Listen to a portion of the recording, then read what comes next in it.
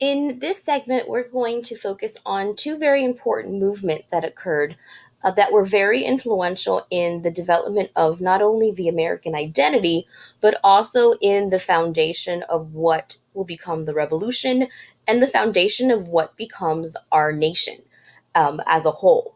The first is the Great Awakening, which was a religious movement that developed between the 1730s and 1740s here in the colonies. It was led by the ministers within the colonies. Among them, one of the most well known of these ministers that began this Great Awakening was a minister by the name of Jonathan Edwards.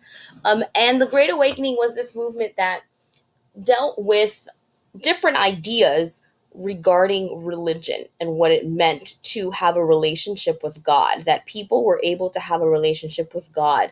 And the Great Awakening was characterized by these very fiery, passionate sermons that ministers gave, talking about people and what they needed to do and how they had to repent for their sins, and they had to seek this personal relationship with God.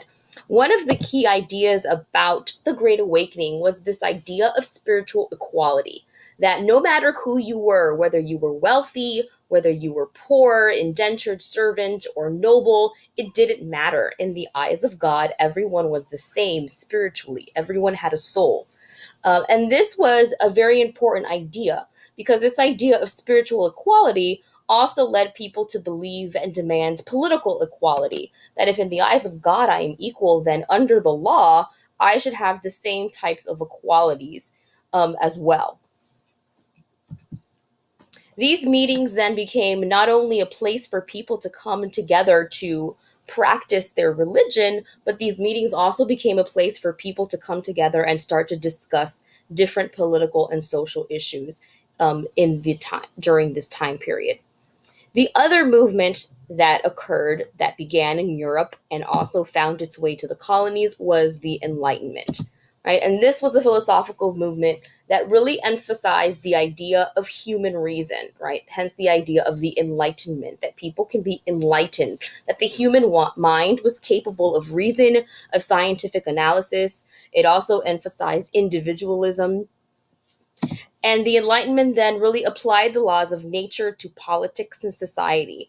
One of the most influential Enlightenment thinkers here in the Americas, which is really going to influence not the founding of our country and the way that the founding fathers put together our government, is John Locke.